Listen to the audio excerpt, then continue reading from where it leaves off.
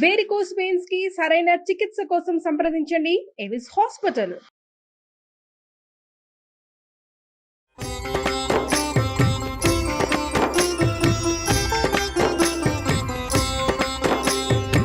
నమస్కారం. విష్ణు పురాణం 23వ భాగంలోకి వచ్చాం. అనేకానేక రాక్షసుల్ని సంహరించి గోపబాలకుల్ని సదా రక్షిస్తూ గోవర్ధనోద్ధరణ చేసిన కృష్ణుని చూసి ఈ గోపాలకులంతా ఒక రకమైన ఆశ్చర్యానికి గురై, నువ్వెవరివి, ఇలాంటి విపరీత చర్యలు, ఇలాంటి అద్భుతమైన విషయాలు నువ్వు ఎలా చేయగలుగుతున్నావు, నువ్వెవరివో మాకు తెలియజేయమని అడిగితే కృష్ణుడు వాళ్ళందరినీ మాయపుచ్చేశాడు. నేను యశోదానందుల కొడుకుని, మీరు నాకందరూ బంధువులు, ఏమిటిది ఏదో వింతగా అడుగుతున్నారు, అలాంటి మాటలకి ముందు అడగద్దు అనుకోవద్దని వాళ్ళని మనసులోనే ఒక మాయని కల్పించి, ఇతడెవరు, మానవాతీత శక్తి అనే ఆలోచనని వాళ్ళ మనసుల్లోంచి తీసేశాడు, మాయలో ముంచేశాడు వాళ్ళని. వాళ్ళు కూడా ఇంకా ప్రశ్నించలేకపోయారు. సంతోషంగా చప్పట్లు జరుస్తూ పిల్ల జల్లాతో కలిసి అందరూ వెళ్ళిపోయారు. ఇలాగా కృష్ణుడు గోకులంలో ఉంటూ బృందావనంలో ఆలమందలతోనూ గోపాలకులతోటి గోపాల బాలులతోటి కూడా సవిలాసంగా తిరుగుతూ భగవన్మాయా విలాసంలో ఆ ప్రపంచాన్ని ముంచెత్తుతూ ఉన్నాడు. ఇలా అందరికీ ఆశ్చర్యానందాలు కలిగించే లీలలతోటి కృష్ణుడు గోకులంలో ఉండగా, ఒకనాటి శరత్కాలంలో నిండు పున్నమి నాడు పూర్ణచంద్రుడు గగనాన చలువెన్నుల పరిచి భాసిస్తూ ఉండగా, సర్వప్రకృతి సమ్మోహనంగా ఉండగా కృష్ణుడు ప్రకృతిని మరింత మోహింపజేస్తూ వేణువుని పూరించాడు. షడ్జాది సప్తస్వరాలు, వాటి మూర్ధన రాగాలు, తాళాలు, లయవిన్యాసం, స్త్రీ పురుష రాగవిలాసం, రాగ సాంకర్యాన్ని ఒక రాగం నుంచి ఒక రాగంలోకి వెళ్ళిపోతూ అనేక విధాలైన పారవస్యాన్ని కలగజేస్తూ శృతి సమ్మతంగా మ్రోగించిన ఆ వేణుగానానికి గోపిక గోపాలకులు, పశుపక్ష్యాదులు, లతాగుల్మ వృక్షాదులు ఆనంద ప్రకృతికి చిక్కి పరవశించగా, వల్లవ పల్లవాధరులు ఆ మోహనాకారుని యందు అనురాగపూర్ణ హృదయలై తమ వారికెవ్వరికీ జంకక కృష్ణుడున్న చోటికి పరుగెత్తుకుంటూ వెళ్ళారు. కృష్ణుడు వారిని చేరదీసుకొని ఆటపాటలు చెప్పి వారికి పోటీ పెట్టి ఆడించటము, పాడించటము, పొదరిళ్లలో దాగి చిన్న చిన్న కూతలతో వారిని బెదిరించటము, ఇలా వారితో గడపనారంభించారు. క్రమంగా యువకుడయ్యాడు. అలా ఉండగా ఒకనాడు ఒక గోపిక మిగిలిన వారికన్నా ముందు కృష్ణుని వద్దకు వచ్చి మారుత్రోవను యమున ఒడ్డుకు తీసుకుపోయి ఇసుక తినిపై కృష్ణునితో కలిసి విహరించసాగింది. ఇంతలో గోపికలు ఒక చోట కూడి కృష్ణుడు కనిపించదే ఎక్కడికి వెళ్ళాడు చూడండి అని విచారిస్తూ వెతకడం ప్రారంభించారు. వారిలో ఒక చోట శంఖచక్ర రేఖలు కలిగిన పాదాలను చూసింది. అది మిగిలిన వారిని కలిసి, రండి కృష్ణుని అడుగుజాడలు చూద్దురు కానీ పక్కనే ఎవరివో అడుగుజాడలున్నాయి, ఎవరితో తీసుకుపోయింది మన కృష్ణుణ్ణి అని చెప్పి ఆ అడుగుజాడల్ని బట్టి తీసుకెళ్ళింది. అలాగే అందరూ యమునా తీరానికి చేరి అక్కడ కృష్ణుణ్ణి చూశారు. పెన్నిధిని చూసిన పేదల్లాగా గోపికలందరూ కృష్ణుని చూసి పరమానంద భరితలైపోయారు. వారందరినీ చేరదేసుకుని చిరునవ్వుతో పేరు పేరున పలకరించేవాడట. తర్వాత ఒక్కొక్క గోపికకు ఒక్కొక్క కృష్ణుడై మండలాకృతిగా నిలిపి ఆటలాడించాడు. అలా చాలా రాత్రి వరకు ఆటపాటలతో గడిపి అలరించే ఆలింగనాది క్రీడలతోటి, ఆలింగనాలు చేసుకోవటం, ప్రతి వాళ్ళతోటి కృష్ణుడు మనవాడేనని భావన కలిగించేలాగా వాళ్లతో విహరించేవాడు. తెల్లవారగానే అందరూ వారి వారి ఇళ్లకు వచ్చాడు. ఇలా కృష్ణుడు వారిని ప్రతి రాత్రి ఆనందపరుస్తూ ఉండేవాడు. అన్ని జీవులతోటి కలిసి ఉండే ఆ మహాత్ముడు గోపికలతో కలిసి విహరిస్తున్నాడనేది విపరీత విషయంగా భావించిన అవసరం లేదు. అలా ఉండగా అరిష్టుడనే రాక్షసుడు భయంకరంగా వృషభ రూపంతో, అంటే ఎద్దు రూపంతో వచ్చి గోకులానికి వచ్చి అరవసాగాడు. వృషభం అంటే మన ఆంబోతు అని చెప్పచ్చండి. అయితే ఈ రాక్షసుడు పశువుల మందలో ప్రవేశించి పలు రీతులుగా ఈ గోవులని బాధించడం మొదలుపెట్టాడట. వాడి బాధ భరించలేక బోలంతమంది గోపాలకులంతా పరిగెత్తుకుంటూ వచ్చి కృష్ణ శరణు శరణు అని కేకలు పెట్టేసరికి వారికి అభయం ఇచ్చి ఆ ఆవుల మందలోకి లోపలికి వెళ్ళి ఆవులన్నీ గీవేమని అరుస్తున్నాయి, కకావికలుగా పరిగెడుతున్నాయి, ఒకే చోట కాళ్ళు తొక్కుకుంటున్నాయి. వాటి మధ్యలోంచి ఈ ఆబోతు రూపంలో ఉన్న రాక్షసుడిని అరిష్టుడిని కొమ్ములు బట్టి బయటికి లాక్కొచ్చాడట. అయితే వాడు బయటికి వస్తూనే కొమ్ములతోటి కృష్ణుడిని పొట్ట మీద పొడిచేశాడట. వెంటనే కృష్ణుడు కొమ్ములు పట్టి ఆ ఎద్దుని, ఆ ఆంబోతుని పైకెత్తి గిరగిరా తిప్పి నేల మీదకి పడగొట్టాడు. ఆ దెబ్బతో ముక్కు వెంట నోటి వెంట నెత్తురు కారుస్తూ ఆ వృషభ రూపంలో ఉన్నటువంటి రాక్షసుడు మరణించాడు. గోపకులు కృష్ణుని చుట్టూ చేరి చప్పట్లు తరుస్తూ అనేక విధాలుగా స్తుతించారు. ఇలా రామకృష్ణులు గోకులంలో పెరుగుతూ ఉండగా ఒకనాడు నారదుడు కంసుని వద్దకు వెళ్ళి అతనితో సత్కారం పొంది విశ్రాంతిగా కూర్చుని వైష్ణవాంశలతోటి రామకృష్ణులు దేవకీనందనులై పుట్టటము, నందునింట పెరగటము, పూతనాది రాక్షసులని సంహరించటము మొదలైన ఈ విషయాలన్నీ చెప్పి వెళ్ళిపోయాడు. ఉండుండి నారదుడు ఇట్లా చేస్తాడేమిటండి అనిపిస్తుంది. నారదుడు కలహాసనుడు అయినప్పటికీ కూడా ఆయన సరైన సమయంలో ఇవి చేస్తాడు. ముందు పిల్లల్ని అందరినీ పొట్టన పెట్టుకో నువ్వు అని చెప్పి ఆ పిల్లలందరి మరణానికి నారదుడు కారణమైనట్టు అనిపిస్తుంది. కాదు, వాళ్ళు మరణించవలసింది ఇతను కంసుడు వదిలేస్తున్నాడు కాబట్టి నారదుడు అతను ఎగసన దోసి చేయవలసిన క్రియ చేయించేశాడు. ఒకటి అక్కడి నుంచి ఈ పిల్లలు ఎక్కడైనా ఉండుండొచ్చు, ఏ పసిబాలున్నైనా చంపేమని సలహా ఎందుకు చెప్పాడంటే రాక్షస సంహారం జరగటం కోసం చెప్పాడు. ఇప్పుడు కూడా కంసుని మరణాసన్న స్థితి వచ్చింది, అతను మరణించవలసిన సమయం వచ్చింది. దేవకీ నందులు తమ కుమారుణ్ణి, దేవకి వసుదేవులు తమ కుమారుణ్ణి స్వయంగా చూసే రోజు దగ్గర పడింది కాబట్టి ఇట్లా చాలా మాట చెప్పి వెళ్ళిపోయాడు అనమాట. కంసుడు కోపంతో భీకరరూపుడై వసుదేవుణ్ణి అనరాని వినరాని మాటలతో పొడిచి మనోవేదన కలిగించాడు. నందుని ఆలమందలను వీరభటులతోటి కైవసం చేయించాడు. భటుల్ని పంపించి ఆలమందలన్నీ లాగేసుకున్నారు. వృష్ణి భోజ అంధకులని వాళ్ళ సంపదలు కైవసం చేసుకుని నిరపరాధి అయిన తన తండ్రి ఉగ్రసేనుడిని కారాగారంలోకి పడవేయించాడు. క్రూర చిత్తులని కాపు పెట్టాడు. బాగా ఆలోచించాడు, ఎట్లా వీళ్ళని సంహరించాలి రాముణ్ణి కృష్ణుణ్ణి. ఆలోచించి యజ్ఞం పేరుతోటి, ధనుర్యాగం అనే యజ్ఞం పేరుతోటి రామకృష్ణుల్ని రప్పించి బలవంతంగా చంపటము, లేదా నా వీరభటుల చేత చంపించటము, లేదా ప్రత్యక్ష పోరాటం జరిపి సంహరించటమో చేయాలని అనుకుని అక్రూరుని పిలిచాడు. ఈ అక్రూరుడని ఆయన మనకి వసుదేవుడికి వాళ్ళకి దగ్గర బంధువు.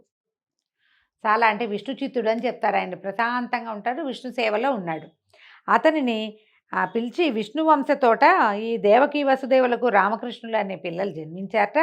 వాళ్ళు నందుని గోకులంలో పెరుగుతూ నా వాళ్ళను కూడా చాలామందిని చంపారు అని ఇప్పుడు నారదుడు చెప్పాడు. ఇప్పుడో వాళ్ళంతా చనిపోయారు, వీళ్ళ వల్లే చనిపోయారని నారదుడు వచ్చి తెలియజేశాడు.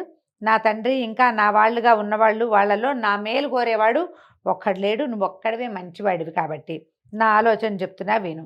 ధనుర్యాగం అని ఒక యజ్ఞం చేయదలుచుకున్నా, ఎల్లుండి ప్రారంభిస్తాను. నువ్వు వెళ్ళి ఆ యజ్ఞానికని బలరామకృష్ణుల్ని, దుర్మార్గుడు ఈ నా శత్రువులని పెంచి పోషించిన వాడు, నా మరణకారకుడిని పెంచి పోషించిన వాడైన నందుణ్ణి కూడా తీసుకురా. ఇక్కడ వాళ్ళ పని పట్టేస్తాను.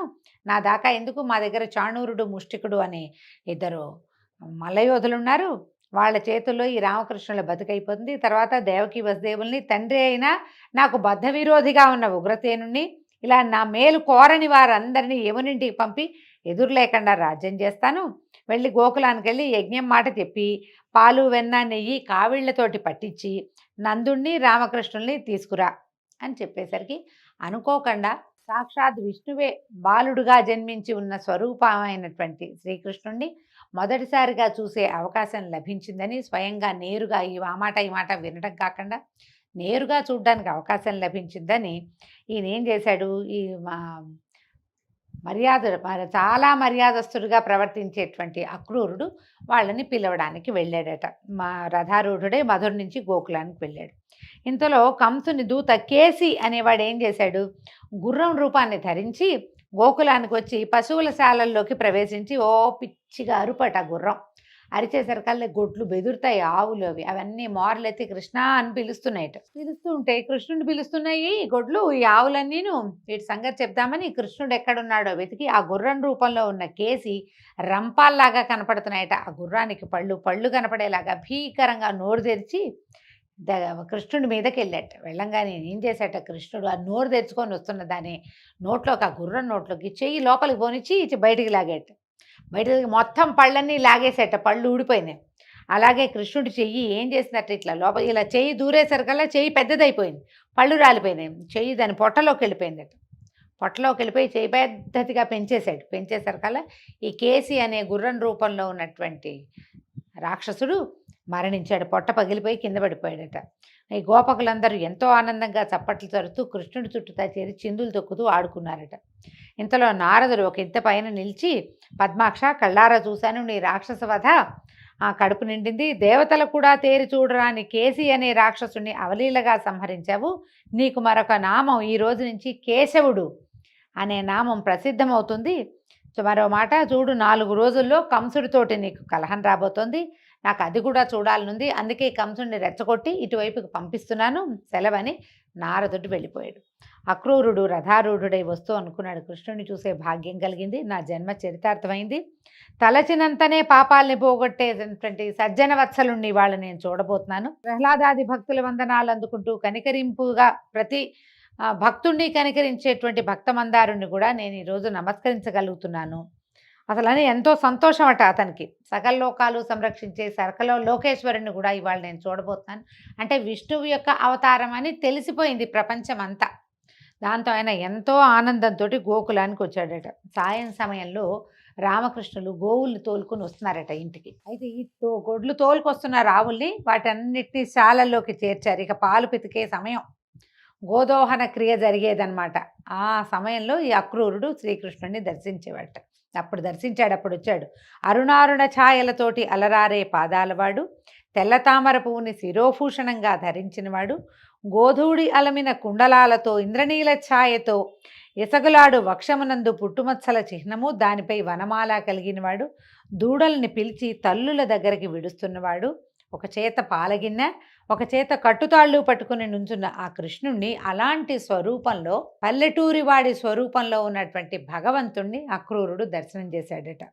ఆ పక్కనే ఉన్న బలరాముణ్ణి చూశాడు. కైలాసగిరిపై కారుమబ్బులాగా కట్టపై నీలాంబరం కలిగిన అంటే తెల్లగా ఉన్నాడు బలరాముడు. బిగించి కట్టుకున్న ఆ నల్లని అంబరంతో ఎంత బాగుందోట. కైలాసగిరి మీద కారుమబ్బు అలిమినట్టుగా ఉందట ఆ బట్ట. అలాంటి ఉన్న స్వరూపంలో ఉన్న బలరాముణ్ణి అక్రూరుడు దర్శించాడు. లోకక్షేమమే లక్ష్యంగా భూభారం తీర్చడానికి మహావిష్ణువు ఈ రామకృష్ణులుగా అవతరించాడు. భువనరక్షాదక్షులైన ఆ దివ్యమూర్తుల్ని దర్శించాను, నా జన్మ సఫలమైంది అని అనుకుని రథం మీద నుంచి దిగి సవినయంగా దరిచేరి కృష్ణునకు సాష్టాంగ నమస్కారం చెల్లించాడు. వెంటనే కృష్ణుడు ఆదరంగా అక్రూరుని కౌగిలించుకున్నాడట. ఆ తర్వాత అక్రూరుడు బలభద్రుడికి కూడా నమస్కరిస్తే అతడు కూడా కౌగిలించుకున్నాడు. ఇంతకాలానికి వచ్చావా అన్నారు. ఒకళ్ళనొకళ్ళు కుశల ప్రశ్నలు అడిగి ఒక చోట శుభ్రమైన చోట కూర్చుని వేరే వాళ్ళు ఎవరో ఆవులు పాలు తీస్తున్నారు, వీళ్ళు కబుర్లు చెప్పుకున్నారు కాసేపు. తర్వాత స్నానము భోజనము చేశాక అప్పుడు ఈ అన్నదమ్ములు ఇద్దరు మధురానగరపు విశేషాలు అడిగితే అప్పుడు చెప్పాడు, మీరు సర్వజ్ఞులు, మీకు తెలియందేముంది, మధురానగరం అట్టుడికిపోతోంది, ఉగ్రసేనుడిని కూడా ఖైదు చేయబడ్డాడు, ఆయనను కూడా జైల్లో పెట్టబడ్డాడు, నిండు సభలో దేవకీ వసుదేవుల్ని కుమారుణ్ణి దాటించేశావని అనరాని మాటలన్నాడు.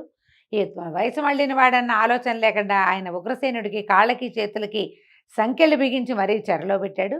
ఇప్పుడు ధనుర్యాగాన్ని చేయబోతున్నానని అందరికీ ప్రచారం చేస్తున్నాడు, కానీ దాని వెనకాల మిమ్మల్ని సంహరించడమే అతని యుక్తి అని, అందుకని నన్ను వెళ్ళి మిమ్మల్ని తీసుకురమ్మన్నాడు. మిగిలిన వాళ్ళు ఎవరిని నమ్మను, నువ్వైతే సరిగ్గా ఏం మాట్లాడాలో అది మాట్లాడతావని నన్ను పంపించాడు అనేసరికల్లా అప్పుడు అక్రూరుని మాటలు విన్న కృష్ణ పరమాత్మ ఏమన్నాడంటే, నాకు తెలుసు, ఇదంతా నాకు తెలుసు, వస్తాను, కంసుడి ప్రాణాలు ఇంకా వాడిలో లేవని అనుకో, ప్రజలందరూ ఆనందించేటట్టుగా ఉగ్రసేనుడికి ఎల్లుండి పట్టాభిషేకం చేస్తానన్నాడు. ఒక్కరోజు గ్యాప్ ఉందన్నమాట. రేపు పొద్దున్నే పాలు పెరుగు నెయ్యి సమృద్ధిగా కావళ్లల్లో నింపి మా గొల్ల పెద్దలు ముందు వెళ్ళిన వాళ్ళతో నందుడు, నువ్వు అన్న నేను రథ ప్రయాణం వెళ్దాం. ముందంతా పెద్దలంతా వెళ్తారు, యాగం జరుగుతుంది కాబట్టి ఆ ఊళ్ళో ఉన్న పెద్దవాళ్ళంతా వెళ్ళాలి. నందుడు వాళ్ళతో వెళ్ళిపోతాడు, నువ్వు నేను అన్నయ్య కలిసి రథంలో వెళ్దాము, ఈ పూటకి రెస్ట్ తీసుకోమని చెప్పి అతన్ని పడుకునేందుకు ఏర్పాటు చేసి వెళ్ళిపోయాడు. ఆ రాత్రి అందరూ నందుని మందిరమందే నిద్రించి తెల్లవారుగానే లేచారు. కాలోచిత కృత్యాలు తీర్చి పాలు మొదలైన పదార్థాల కావళ్లతోటి తగువారిని ముందు పంపించి తాను బలభద్రుడు అక్రూరుడితోటి రథారూఢులయ్యారు. రథం కదలంగానే గోపికలంతా చూశారట. అందరూ ఒక చోట చేరి కృష్ణుడితో ఎడబాటు భరించలేక విచారించడం మొదలుపెట్టారట. ఏకధారగా కారే కన్నీరు వాళ్ళ వక్షస్థలాలు తడిసిపోయేంత నీళ్లు గారిపోతున్నాయట. ఒకళ్ళతో ఒకళ్ళు అనుకుంటున్నారనమాట, నందనందనుడు మనకిన్నాళ్ళు ఆనందం కలిగించి కలిసిమెలిసి ఎడబాటు లేకుండా తిరుగుతున్నవాడు ఇప్పుడు మధుర వెళ్ళిపోతున్నాడంటే వీడికి దయాదాక్షిణ్యం లేదు, మళ్ళీ మనకి ఒకనాడైనా కనిపిస్తాడా? ఆ పట్నవాసంలో ఎంతమందో అందగత్తలు ఉంటారు, వాళ్ళందరి కనుచూపుల్లో చిక్కుకుపోతాడో ఏమో, మళ్ళీ మనని తలుచుకుంటాడా లేదా? ఈ దైవానికి దయలేదు, కృష్ణుడిని విడిచి మనం ఉండగలమా? కృష్ణుడికి మనకి ఎడబాటు కలిగించేవాడు క్రూరుడు కానీ అక్రూరుడు అవుతాడా? మనం తెగించి వెళ్ళి కృష్ణుడిని కొంగుబట్టి మమ్మల్ని ఇట్లా ఏడిపించి వెళ్ళిపోతున్నావా, మా గతి ఏమిటి అని అడిగామనుకో, మనం కుల పెద్దలు తెలిసి ఊరుకుంటారా, అందరూ కేకలేస్తారు. ఈనాటి నుంచి మన గొల్లపల్లె చిన్నబోయి ఉంటుంది, మన బతుకులు కూడా అంతే, అయ్యో మన మీద దేవుడి కనికరం లేకపోయింది అని ఏడుస్తూ ఆ రథం వెనకాలే కనిపించేవారు. అది గుర్రాల జోడ్చిన బండి ఏమవుతుంది, వేగంగా పరిగెడుతుంది. కనిపించినంత మేర, కనుచూపు మేర వరకు ఆ రథాన్ని చూస్తూ ఏడుస్తూ దుఃఖపడుతూ, తర్వాత ఇంకా కంటి చూపు కూడా అందనంత దూరానికి రథం వెళ్ళిపోయాక ఇళ్ళకి చేరుకున్నారు. అక్రూరుడు చకచక రథం తోలుతూ యమున ఒడ్డుకి చేరారు. అక్కడికి చేరేసరికల్లా ఒక మర్రి చెట్టు కింద రథం ఆపి, కృష్ణ మాధ్యాహ్నిక క్రియ తీర్చుకొని వస్తాను, అరగడిలో మీరు ఇక్కడ ఉండండి అని చెప్పి దిగి వెళ్ళాడట. దిగి ఆచమనం చేసి ప్రణవధ్యానం చేసి కళ్ళు తెరిచేసరికల్లా మల్లెపూలాగా తెల్లని నెమ్మేను, పద్మపత్రాలు లాంటి నేత్రాలు, నీలాంబరంతో భాషించే నడుము, కుండలాలు ధరించిన చెవులు, అద్దాల్లాంటి చెక్కిళ్ళు, కడిమి పూమాలతో ఒప్పే కంఠము, అలాంటి మూర్తిని, అనంతుణ్ణి, గొడుగు పట్టినట్టుగా పడగలు, వాటి చుట్టూ రంభాద్యప్సరసల స్తుతిగీతాలు, వాసుకి ప్రముఖ నాగరాజుల జయజయధ్వానాలు, చేతులలో నాగలి రోకలి, సాక్షాత్తు బలరాముడే కనిపించాడట. కళ్ళు తెచ్చేసరికి నీటిలో కనపడుతున్నాడు. ఆ అనంతుడికి ముందు నీలనీరద శరీరుడు, వనమాలి పీతాంబరుడు అయిన కృష్ణుడు కనిపించాడు. ఆశ్చర్యపోయాడట అక్రూరుడు. ఇదేమిటి, స్నానం చేయడానికి వీళ్ళు రథంలోకి వచ్చాయి, ఈ నదిలోకి వచ్చారా, రథం దిగి అని వెనక్కి తిరిగి రథం వైపు చూస్తే రథంలో అన్న తమ్ముడు ఇద్దరు కిలకిలా రావాలి చేస్తూ కబుర్లు చెప్పుకున్నారు, చెట్టుని చేవని చూపిస్తున్నారు, ఒకళ్ళకొకళ్ళు పక్షుల్ని పిలుస్తున్నారు. ఇక్కడ చూస్తే ఇటు తిరిగేసరికల్లా నీళ్లలో దర్శనం కనపడుతోంది. అనంతుడు విష్ణువు కూడా కనిపిస్తున్నారు అనమాట. కృష్ణుడు కృష్ణస్వరూపంలోనే పరమాత్మ దర్శనం అయ్యేసరికల్లా ఈయన ఏమనుకున్నాడు, సరే అని మానసికంగా షోడశోపచారాలు చేసి నమస్కరించి రథం దగ్గరికి వచ్చాడట. ఈ రథం తోలటానికి ఉపక్రమించాడు. కృష్ణుడు నవ్వుతూ అడిగాడట, ఏమిటయ్యా అక్రూరా, నీ మొహం శోభాయమానంగా కనపడుతుంది, నీళ్ళలో ఏదైనా వింత చూసావా అని అడిగేసరికల్లా అప్పుడు అక్రూరుడు చెప్పాడు, నాకు కృష్ణ, నీకు తెలియని వింతుందా, నీకంటే మాయ ఉందా, నీకు తెలియదా, ఇది నన్ను ధన్యుణ్ణి చేద్దామనుకున్నావు, నీ పురాతన రూపాన్ని చూపించావు, నీ దయకి పాత్రుడైన నేను నిర్విచారంగా జీవితం గడపక ఆ దురాచారుడైన ఆ కంసుడితోటి వాడికి లొంగి జీవించవలసి వస్తుంది.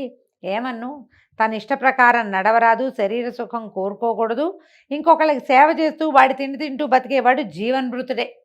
మా నిష్ఠారాజ్యం చెల్లదు కదా, నేను వాడి సేవలో ఉండేసరికి నేను నిన్ను స్వస్వరూపంలో దర్శించలేకపోతున్నాను అని చెప్పేసరికల్లా అప్పుడు కృష్ణుడు అతన్ని ఓదార్చి అతని మనసులో ఉన్న చింత పోగొట్టి ధైర్యము శాంతి కలిగేలాగా చేశాడట. రథం చకచక నడిచింది. పొద్దుపోయేసరికి మధురకి చేరాడు.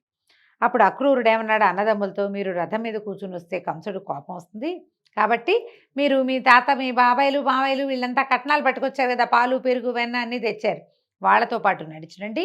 ఇప్పుడు దేవకి వసుదేవులను చూడడానికి వెళ్ళబోకండి, మీరు వెళ్ళడం తెలిసిందంటే ఆ దుర్మార్గుడు వాళ్ళని ఇంకా బాధిస్తాడని చెప్పి వాళ్ళ వద్ద సెలవు తీసుకుని వాళ్ళని బండి దింపేసి కంసుడి దగ్గరికి వెళ్ళాడు. వచ్చి రామదామోదరులు వచ్చారని చెప్పి తన ఇంటికి వెళ్ళిపోయాడట. సరే, కృష్ణుడు ఏం చేశాడు, అన్నయ్యతో కలిసి అప్పుడే మధురకు చేరిన గోపకుమారకులతో కలిసి రాజమార్గాన దివ్యమోహనమూర్తిగా నడిచి వెళ్తుంటే నగరవాసులంతా భక్తిని రక్తిని ప్రదర్శిస్తూ చూపులతోటే స్వాగతం పలికారట. అట్లా కృష్ణుడు వెళ్తూ ఉంటే మడత బట్టలు భుజాన ఉంచుకుని ఒక చాకలివాడు ఎదురురాగా, ఆ మూటలో ఉన్న బట్టలు కొన్ని మాకివ్వు అని అడిగాడట. అడిగేసరికి చాకలి పెడసరంగా మాట్లాడాడు.